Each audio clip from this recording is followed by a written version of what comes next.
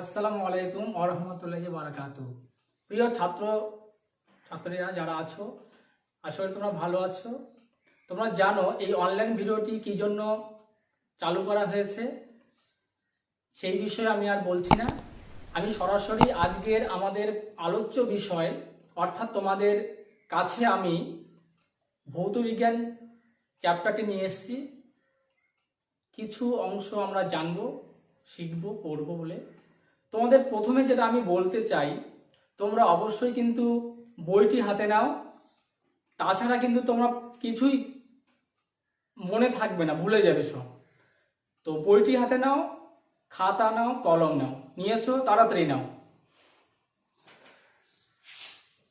আচ্ছা, এবার আমরা চলে আসবো সরাসরি।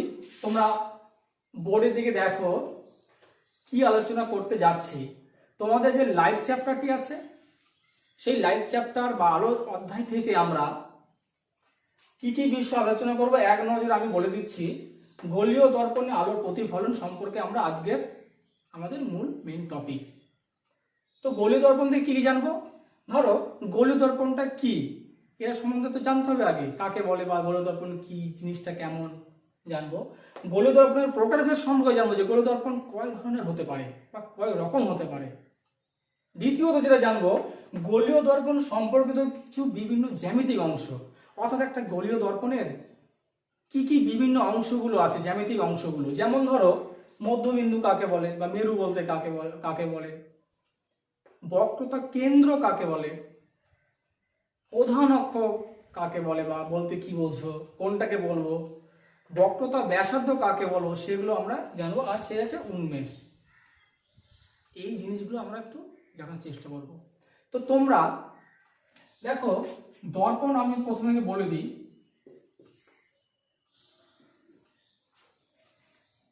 দর্পণ বা মিরর, তো দেখছো দর্পণ যে রয়েছে, দর্পণে ইংরেজি মিরর কি করে, দর্পণ দিয়ে আমরা মুখ দেখি, কোনো ছবি দেখি, প্রতিবিম্ব তৈরি হয়, সবই জানো। দর্পণ প্রধানত দুই ধরনের হয়। কয় ধরনের বললাম? দেখো দুই ধরনের। একটা হচ্ছে সমতল প্রকৃতির, সমতল দর্পণ বলা হয়। আরেকটা বক্র প্রকৃতির, ঠিক আছে, বা বক্র দর্পণ। সমতল দর্পণ সম্পর্কে তোমরা জেনেছো, যেটা আমি ছবি দেখাচ্ছি তোমাদের, এটা আয়না, এটা একটা সমতল দর্পণ, এটা তোমরা জানো।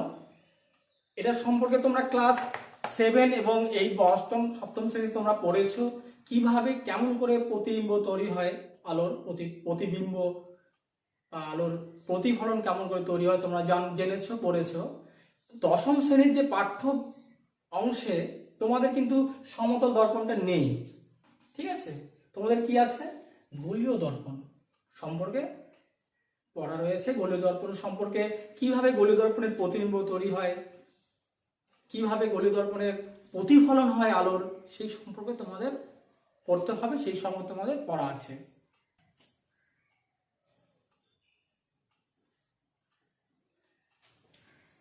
সরি, বক্র প্রকৃতির যে তোমার বললাম, যে বক্র প্রকৃতির যে দর্পণ রয়েছে, সেটার মধ্যে কিন্তু মূলত প্রধানত গোলীয় দর্পণের সবচেয়ে বেশি ব্যবহৃত হয়, গোলীয় বা গোলাকার প্রকৃতির দর্পণটি, এবং সেটা তোমাদের পাঠ্য বইয়ে রয়েছে। তো দেখো, এই বক্র প্রকৃতির যে গোলীয় দর্পণ, এই দর্পণ, সেখান থেকে আমরা গোলীয় দর্পণটি আলোচনা করব। হলো, গোলীয় দর্পণ কাকে বলে চলে আসে এবার।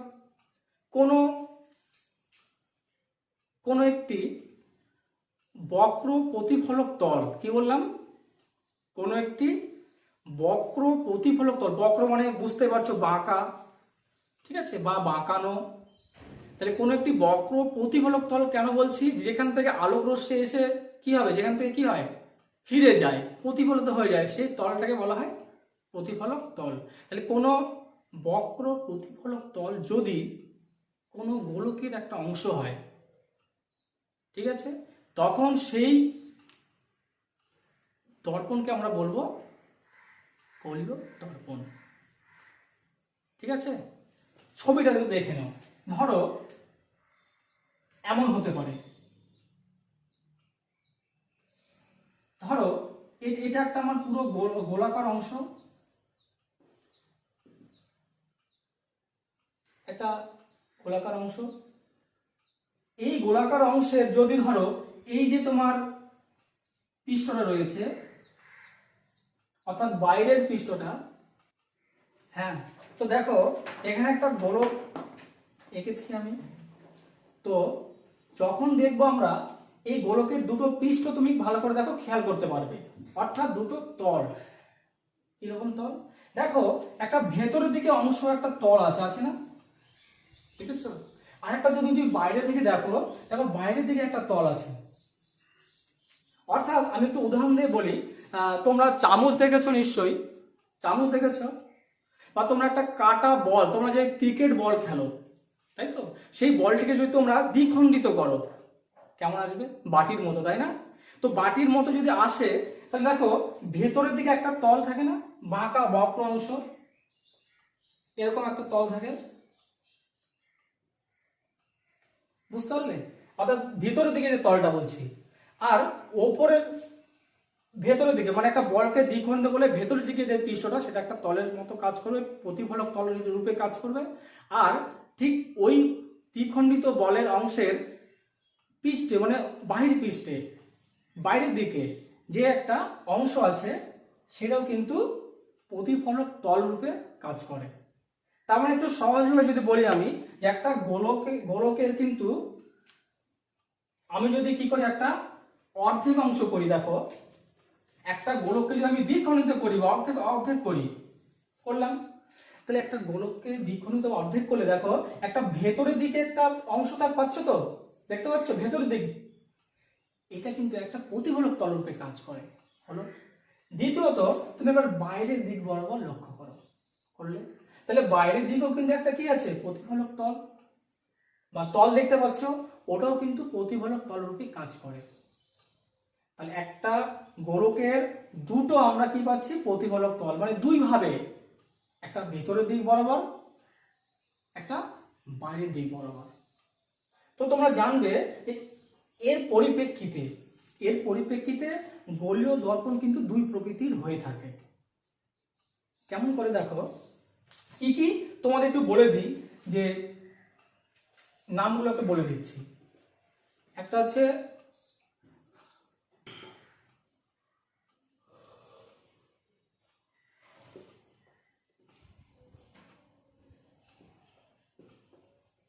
আচ্ছা, দেখো কি লিখলাম বলো তো, গোলীয় দর্পণ কয় ধরনের হয় বা কয় রকমের হয়? দেখতে পাচ্ছ দুই রকমের, একটা অবতল বলছি, আর একটা বলছি উত্তল দর্পণ, বুঝতে পারলে? তাহলে তোমার প্রশ্ন হতো মাস্টারমশাই যে অবতল কোনটাকে বলবো, উত্তল কোনটাকে বলবো? অবশ্যই ঠিক প্রশ্ন যাচ্ছে। দেখো একটা গোলকের অংশের যে অংশটি তোমার ভেতর দিকে থাকছে, যে অংশটি ভেতরের দিকে থাকছে, এবং যখন এই ভেতরের দিকটি যখন কি করবে, প্রতিফলক তল রূপে কাজ করবে, কি করবে বলো? প্রতিফলক তল রূপে কাজ করবে। তাহলে এবার প্রশ্ন হচ্ছে বাইরের দিকটাতে করবে না? না, আমি বলছি যে শুধুমাত্র যখন ভেতরের দিকটাই প্রতিফলক তল রূপে কাজ করবে, কিন্তু বাইরের দিকটা কাজ করবে না। অর্থাৎ বাইরের দিকটা কি হবে, অমসৃণ হবে। কি হবে? অমসৃণ, অথবা খসখসে, অথবা কোনো আস্তরণ বা প্রলেপ দেওয়া থাকতে পারে বাইরের দিকটা। অর্থাৎ বাইরের দিকটা তখন কিন্তু কোনো প্রতিফলক রূপে কাজ করবে না, শুধুমাত্র ভেতর দিকটা কাজ করবে। সেরকম দর্পণকে আমরা বলবো অবতল দর্পণ। কি বলবো? তাহলে তোমরা বলো কখন অবতল দর্পণ কোনটাকে বলবো, কেন বলবো? যখন কোনো গলীয় অংশের ভেতরের দিকটা কি করবে, প্রতিফলক তল রূপে কাজ করবে, কিন্তু বাইরের দিকটা অমসৃণ হবে, খসখসে হবে, বা কোনো আস্তরণ প্রলেপ দেওয়া থাকবে, তখন সেই ধরনের দর্পণকে আমরা বলবো অবতল দর্পণ। আচ্ছা, এবার দেখো আরেকটা অংশ আছে। এবার যদি তোমার মনে এবার প্রশ্ন রাখতে পারে, মাস্টারমশাই যদি বাইরের দিকটা যদি প্রতিফলক তল রূপে কাজ করে, তাহলে নিশ্চয়ই বুঝতে পারছো কি হবে। অবশ্যই বুঝতে পারছো। ধরো মনে করো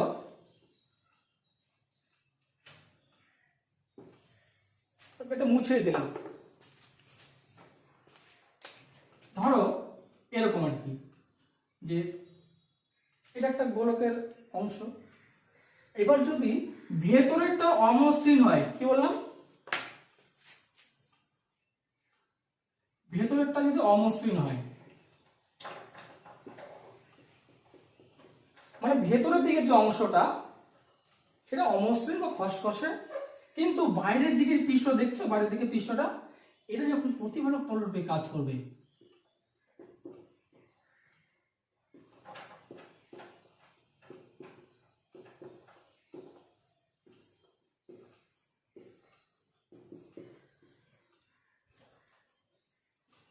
অর্থাৎ বাইরের পৃষ্ঠটা যখন প্রতিফলক তলরূপে কাজ করবে, তখন সেই ধরনের দর্পণকে আমরা, গলীয় দর্পণকে বলবো উত্তল দর্পণ। তাহলে দেখো কি দেখতে পেলে, যে একটা গলীয় দর্পণের দুটো অংশ বা গলীয় দর্পণকে দুই ভাগে আমরা ভাগ করতে পারি, একটা অবতল প্রকৃতির দর্পণ আর একটা উত্তল প্রকৃতির দর্পণ। এবার দেখো এখানে চলে এসো, আমি কিন্তু প্রথমে তোমার এটাকে একটু বলে নিয়েছি, দর্পণ, গলীয় দর্পণ কাকে বলে হয়েছে। একটু খেয়াল করে দেখো তো, গলীয় দর্পণের প্রকারভেদ তাহলে কয় ধরনের হবে তোমরাই বলো তো, বুঝতে পারছো?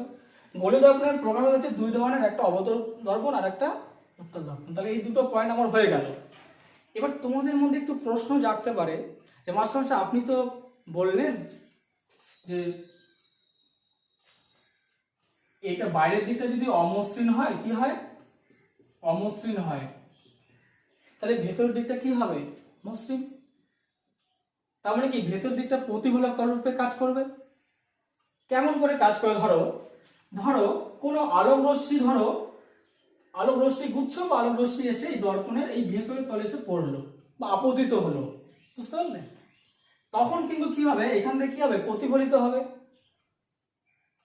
বুঝতে পারলে? অর্থাৎ তাহলে বুঝতে পারছে কি, কি বুঝতে পারছো, যে ভেতরের দিকটা এইরকম ভাবে, বা এখানে হতে পারে, আরো হতে পারে, এখানে এরকম করে এসে প্রতিফলিত হচ্ছে। অর্থাৎ ভেতরের পৃষ্ঠটা যখন কি করবে, প্রতিফলক তলরূপে কাজ করবে, তখন সেটাকে আমরা বলবো অবতল দর্পণ। ঠিক ঠিক তার বিপরীতটা তোমরা একে ভালো দেখি, নিজেরা নিজে পারবে। যখন হবে বাইরের দিকটা কি হবে, প্রতিফলক তলরূপে কাজ করবে, একটা দর্পণ বা মিরর, এই দর্পণের ভেতরের দিকটা তোমার কি বললাম, অমসৃণ হবে। কি হবে, তাহলে বাইরের পৃষ্ঠটা কি হবে, প্রতিফলক তলরূপে কাজ করবে। আমি মনে করলাম কোন একটা আলোক রশ্মি এসে, ধরো দর্পণের উপরে এসে পৃষ্ঠে পড়লো, পড়লে কি হবে, আলোর প্রতিফলন হবে, রিফ্লেকশন হবে, ধরো, বা এমনও হতে পারে।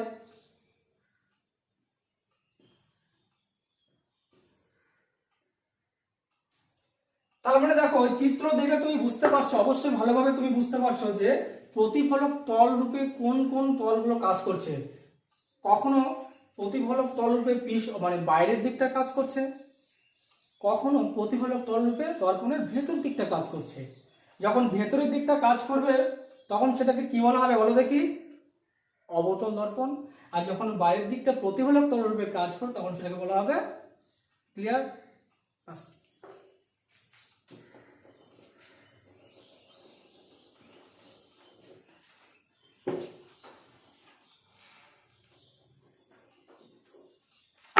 আরেকটু তোমাদের বলি, এই যখন ছবিগুলো আঁকবে অবশ্যই তোমরা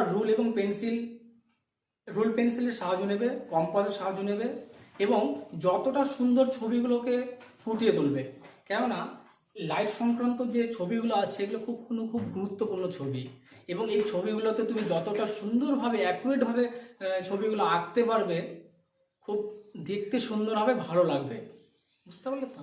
আচ্ছা, এরপরে নেক্সট চলে এসো গলীয় দর্পণ সম্পর্কিত বিভিন্ন জ্যামিতিক অংশ। জ্যামিতিক অংশগুলো কি কি, মধ্যবিন্দু বা মেরু। আমি একটা গলীয় দর্পণ আঁকছি, তোমরা আমার সঙ্গে সঙ্গে অবশ্যই আঁকবে, আঁকো।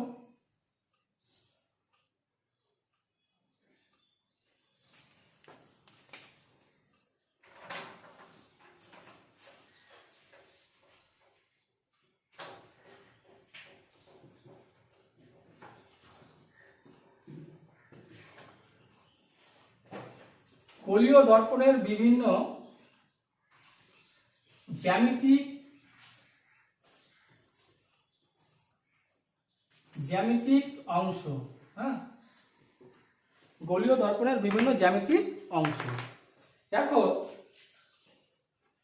তাহলে গোলীয় দর্পণের প্রকারভেদ অনুযায়ী আমরা জানলাম গোলীয় দর্পণ দুই রকমের হয়, একটা কি প্রকৃতির বলো,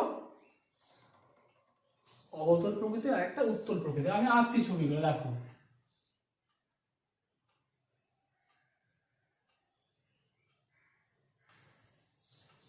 দেখতে পাচ্ছ ছবিগুলো।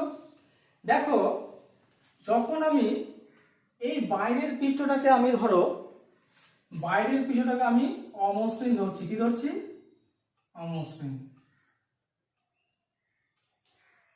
হলো। আর এটা যখন আমি ভেতরের পৃষ্ঠটা কি ধরছি, অমসৃণ ধরছি। তুমি বুঝতেই পারছো কোন তলটা প্রতিফলন রূপে কাজ করবে। এটা এই ভেতরের তলটা, এটা বাইরের তলটা। এটা হচ্ছে অবতল দর্পণ,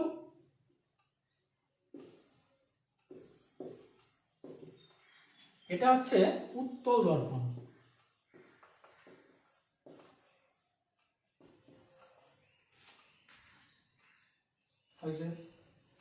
এবার দেখো মধ্যবিন্দু বা মেরু কাকে বলবে, ইংরেজিতে বলে পোল।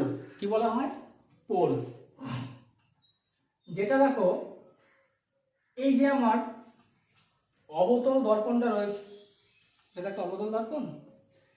এই অবতল দর্পণ যতটুকু অংশ আছে, দর্পণের যতটুকু অংশ নিয়েছি আমি, সেটা ছোট হতে পারে, আরো বড় হতে পারে, আরো তার চেয়েও বড় হতে পারে। তুমি যতটুকু অংশ নেবে বা নাও, ঠিক তার মধ্যবিন্দু যেটা হবে, কি বললাম, মধ্যবিন্দু। তার মানে দেখো তুমি একটু যদি কল্পনা করো,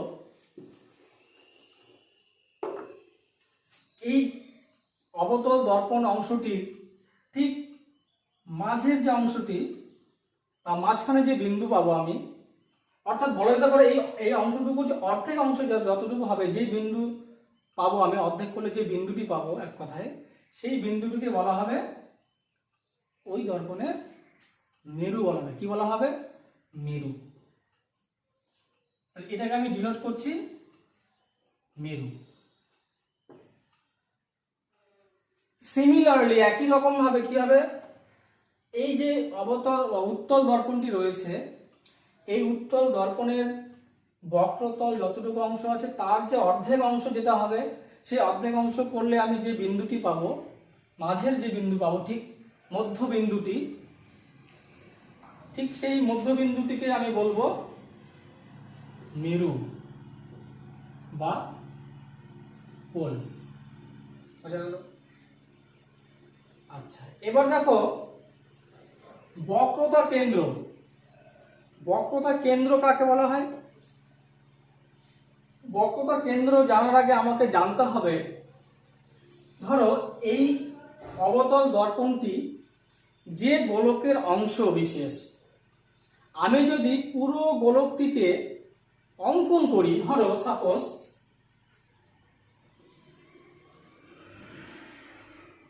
অ্যাপ্রক্সিমেট মোটামুটি এরকম একটা গোলক পাবো পুরোটা অঙ্কন করলে। তো অঙ্কন করলে এটা যদি পুরো একটা গোলক হয়, তাহলে এই গোলকের তো একটা কি থাকবে, মধ্যবিন্দু থাকবে। তো তো তোমরা যখন সেই স্কেল কম্পাস বসে যখন একটা বৃত্ত অঙ্কন করো, একটা বৃত্ত অঙ্কন করো না সুন্দর করে, সেই বৃত্তের কি পাও, একটা কেন্দ্রবিন্দু পাও। তো ঠিক এখানে একটা কি পাওয়া যাবে, আমার একটা ঠিক বিন্দু পাওয়া যাবে, যেটাকে বলা আমরা কেন্দ্রবিন্দু বলবো, তাই না? হ্যাঁ, এই কেন্দ্রবিন্দুটাকেই বলা হবে এক্ষেত্রে এই দর্পণটির বক্রতা কেন্দ্র। তাহলে এটাকে আমি ডিনোট করছি বক্রতা কেন্দ্র।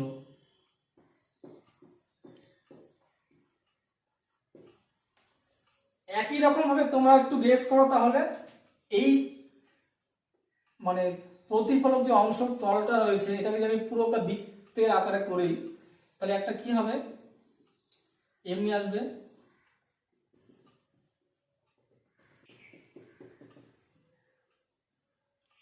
একটা গোলকের ন্যায় পূর্ণ গোলক যখন অঙ্কন করব, সেই পূর্ণ গোলকের একটা কি পাবো, ঠিক মাঝে একটা কি পাবো, মধ্যবিন্দু পাওয়া যাবে।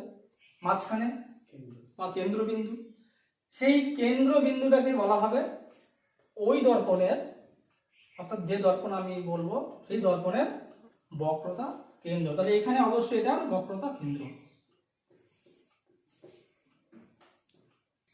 হয়েছে। এটা এবার দেখো একটু আমি নামকরণ গুলো করে দিয়েছি। দেখো ধরো এটাকে আমি নাম দিলাম সি, ক্যাপিটাল সি দিয়ে, এটা আমার বক্রতা কেন্দ্র। মেরুকে নাম দিচ্ছি আমি ও দিয়ে, হয়েছে। এখানেও এটাকে সি লেখো, এখানে এটাকে দাও ও দিয়ে, হলো। তোমাকে একটা আমি প্রশ্ন করব, সেটা হচ্ছে, সেই প্রশ্ন যদি বলি, আরে তোমরা বলো তো অবতল দর্পণ উত্তল দর্পণের বক্রতা কেন্দ্র কোথায় আছে, মানে প্রতিফলক তলের বাইরে এবং প্রতিফলকের তলের ভিতরে কোন দর্পণের, একটু তোমরা খেয়াল করেছো নিশ্চয়ই। অর্থাৎ অবতল দর্পণের প্রতিফলক তলের ভিতরে আছে বক্রতা কেন্দ্র, আর উত্তল দর্পণের ক্ষেত্রে বক্রতা কেন্দ্রটি কোথায় আছে, প্রতিফলক তলের কি বাইরে, তাই না, বা বিপরীত দিকে। খেয়াল করেছো? আচ্ছা, এরপর দেখো, এরপর হচ্ছে কি প্রধান অক্ষ। প্রধান অক্ষ কাকে বলবো? এই যে বক্রতা কেন্দ্র বললাম, দেখতে পাচ্ছ, তুমি যদি বক্রতা কেন্দ্রের মধ্য দিয়ে একটা স্ট্রেট লাইন, একটা সরলরেখা, কাল্পনিক সরলরেখা যদি তুমি যোগ করো, মেরুর মধ্য দিয়ে যাবে। আবার বলছি, এই যে বক্রতা কেন্দ্র রয়েছে কিনা, এই বক্রতা কেন্দ্রগামী যদি তুমি কোনো একটা সরলরেখা অঙ্কন করো যেটা মেরুর মধ্য দিয়ে যায়, এরকম সরলরেখাটাকেই বলবো আমরা ওই দর্পণের বক্রতা, এই প্রধান অক্ষ বা প্রিন্সিপাল অ্যাক্সিস। যেমন ধরো, এগুলো আমি এবার মুছে দিচ্ছি।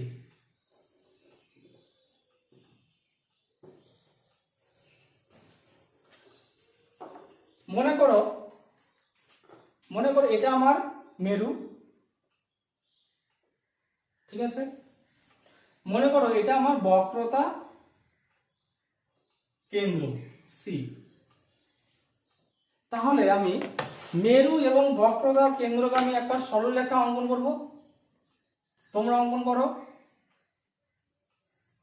এটা একটু বাড়িয়ে দিলাম, বুঝতে পারছো,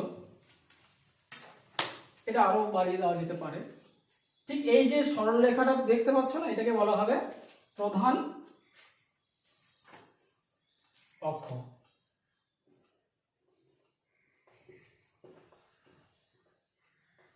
দেখো খুব সহজ, জাস্ট বক্রতা কেন্দ্রগামী যে সরলরেখা মেরুর মধ্যে দিয়ে যাবে, সেই সরলরেখাটাকে বলবো প্রধান অক্ষ। এটাও তাই হবে। ছবিটা একটু এঁকে ফেলো তোমরা।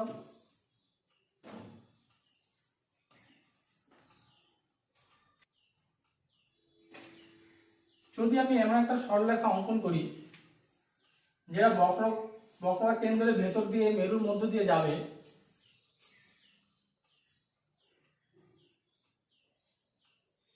এক্ষেত্রে এটাকে বলবো প্রধান অক্ষ।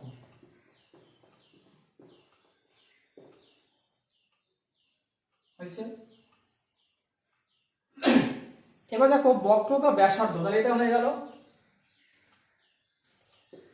বক্রতা ব্যাসার্ধ। কি তোমরা একটা যখন বৃত্ত অঙ্কন করেছিলে, খেয়াল করে দেখো, তোমরা যে বৃত্ত অঙ্কন করেছিলে, সেই কেন্দ্র থেকে যদি তোমার কি হয়, ওই পরিধির উপর একটা সরলরেখা যে অঙ্কন করো অংশ, সেটাকে কি ব্যাসার্ধ বলা হতো। ঠিক এখানেও সেটাই বলবো আমরা। দেখো এটা যে আমার বক্রতা কেন্দ্র, বক্রতা কেন্দ্র থেকে মেরুর মধ্যবর্তী যে দূরত্ব, এইটুক দূরত্বটাকে বলা হবে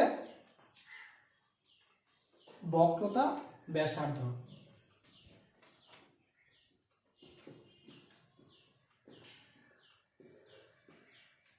হলো। ঠিক একই রকম ভাবে এই দর্পণের ক্ষেত্রে, উত্তল দর্পণের ক্ষেত্রে বক্রতা কেন্দ্র থেকে মেরুর মধ্যবর্তী যে দূরত্ব, সেটাকে কি বলবো, বক্রতা ব্যাসার্ধ।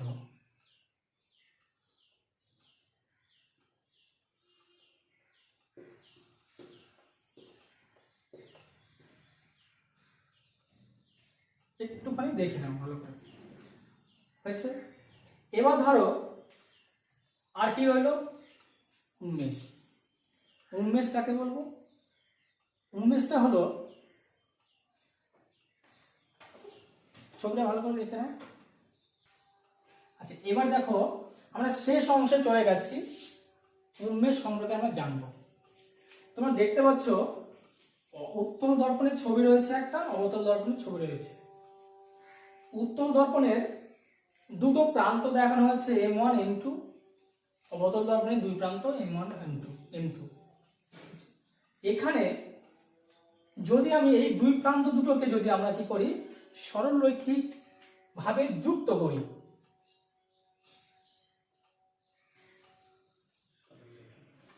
অর্থাৎ একটা সরলরেখা দ্বারা যুক্ত করা হয়, দুই প্রান্ত দুটোকে সরলরেখা দ্বারা যুক্ত করা হলে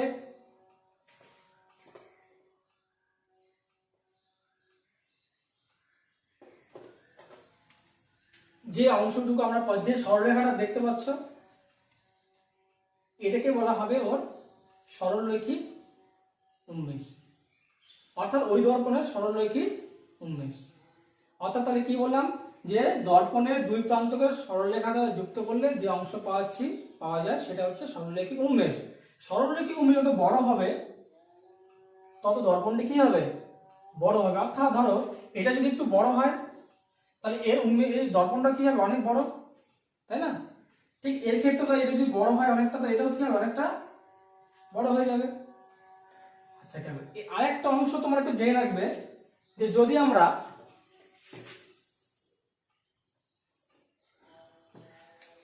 তোমরা এটা জানো, এটা হচ্ছে কি, বক্রতা কেন্দ্র।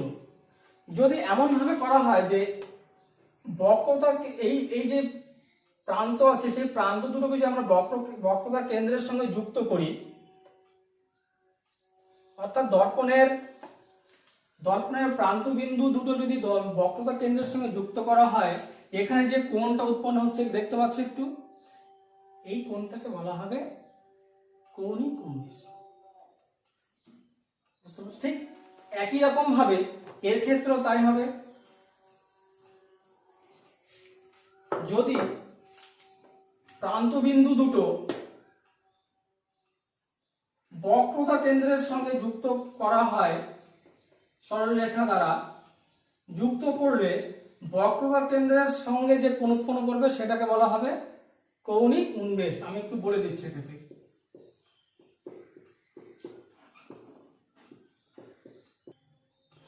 দেখলে M1 মানে প্রান্ত বিন্দু দুটোকে যদি আমি বক্রতা কেন্দ্রের সঙ্গে যুক্ত করি, এখানে যে কোণ উৎপন্ন সেটাকে বলা হয় কৌণিক উন্মেষ।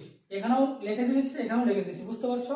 এবার দেখো, এবার আমি একটু লিখে দিয়েছি, দেখো নিচে দেখো, খেয়াল করো, M1 C M2, এই যে অ্যাঙ্গেলটা, এটাকে কি লিখেছি, কৌণিক উন্মেষ, বুঝতে পারছো? এটার ক্ষেত্রে কেউ তুমি বলো M1 C M2 কৌণিক উন্মেষ। তৃতীয় ক্ষেত্রে দেখবে M1 এবং M2, এই যে সরলরেখাটি রয়েছে, এটা কি বলেছিলাম আমি, সরলরৈখিক উন্মেষ। একই রকম ভাবে এক্ষেত্রেও কি হবে, M1 M2 কি হবে, সরলরৈখিক উন্মেষ। ঠিক আছে, তো তোমরা এগুলো একটু প্র্যাকটিস করবে। যদি কোথাও অসুবিধা হয় তোমরা কমেন্ট বক্সে জানাবে। নেক্সট ভিডিওতে আমাদের অন্যান্য টিচার রয়েছেন, মাস্টার রয়েছেন, সোহেল স্যার আছেন, ইনারা যত সম্ভব ভালো করে তোমাদেরকে বুঝিয়ে বলার চেষ্টা করবেন। তো ধন্যবাদ, ভালো থাকবে, সুস্থ থাকো।